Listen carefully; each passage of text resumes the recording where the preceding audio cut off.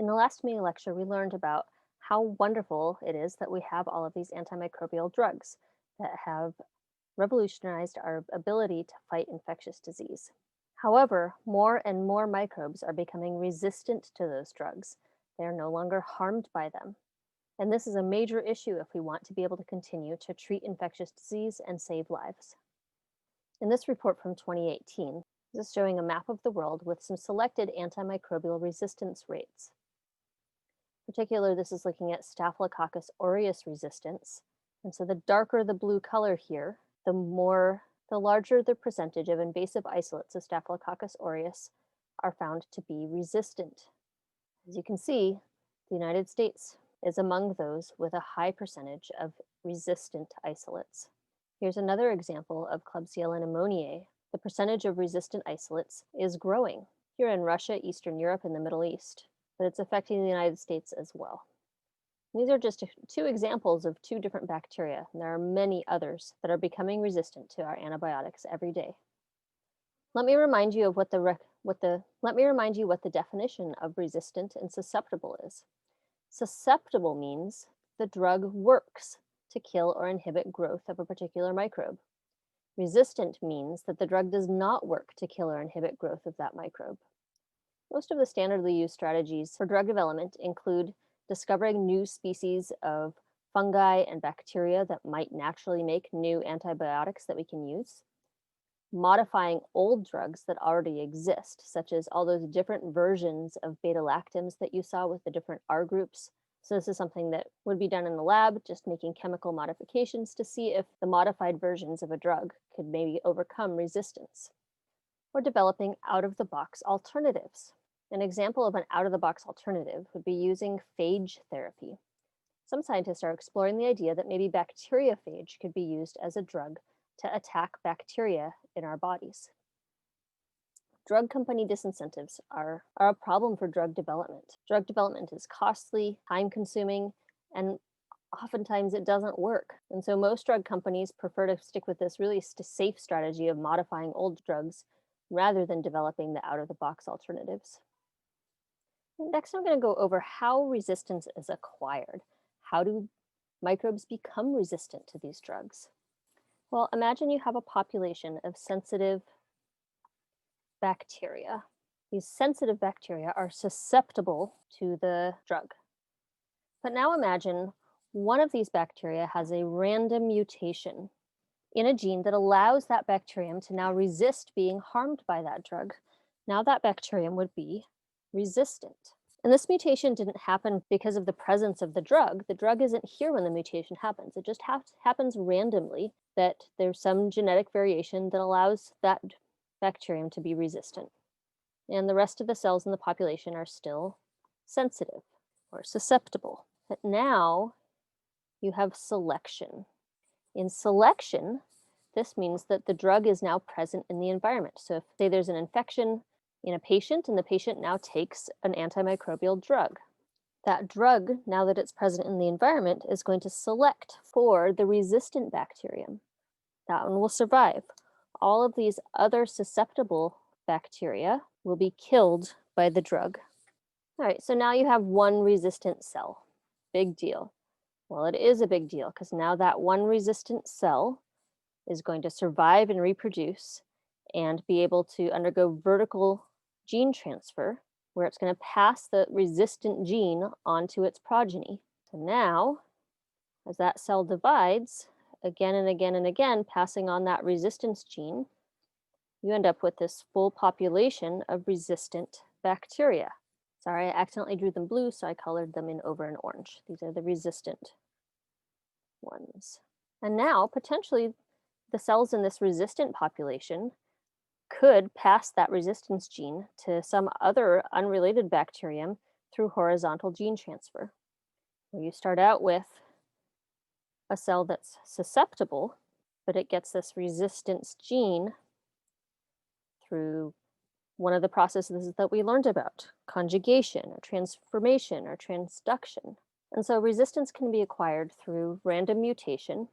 It can be acquired through vertical gene transfer, or it can be acquired through horizontal gene transfer. So I'll just put a circle around each of those to highlight them. as mechanisms of resistance acquisition.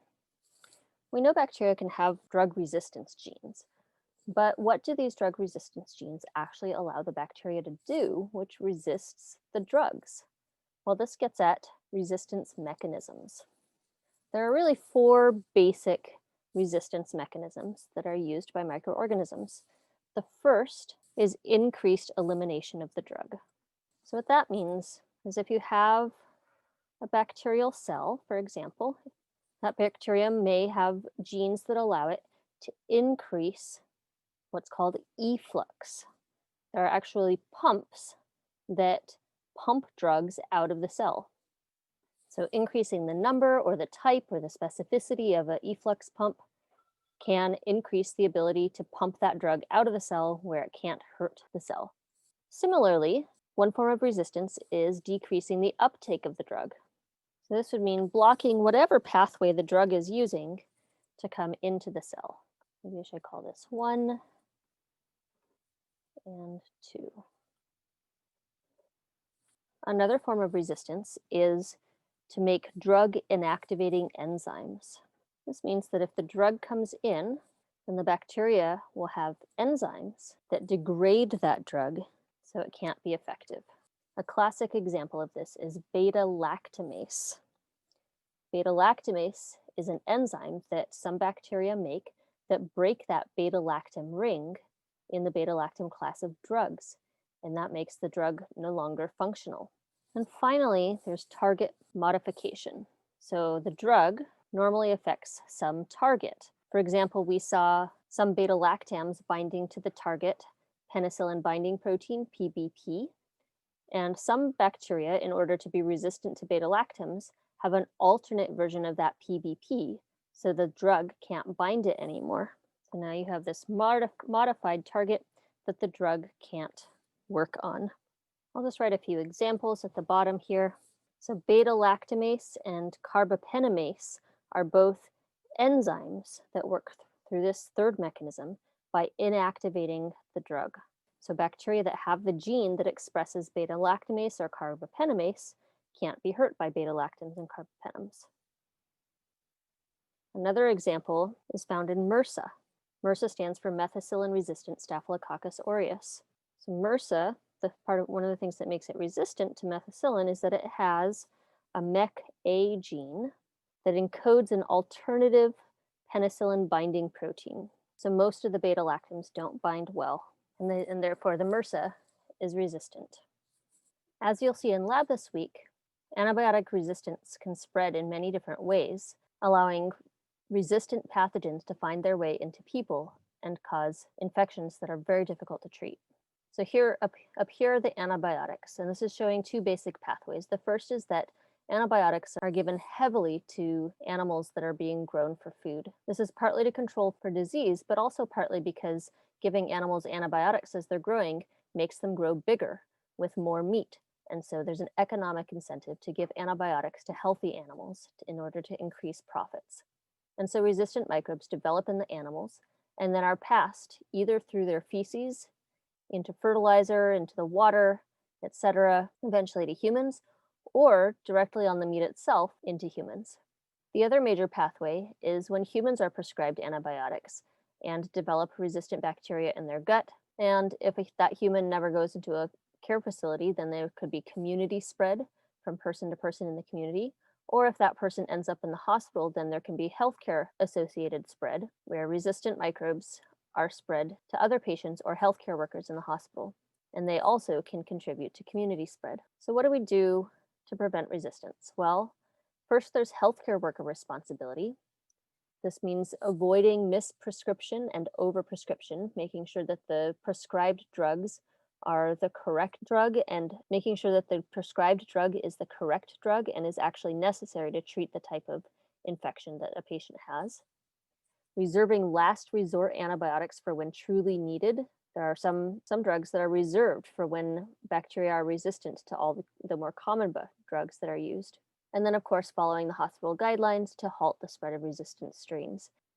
Patient responsibility includes following the instructions. Take all of the antibiotics, don't skip a dose, and understanding that bacterial antibiotics are not effective for viral or fungal infections. So don't demand antibiotics if it's not appropriate for your particular infection. And then there's the government. Government should be responsible for monitoring and regulating antibiotic use and antibiotic resistance. And the two bodies that oversee antibiotic resistance are the Centers for Disease Control and the Food and Drug Administration.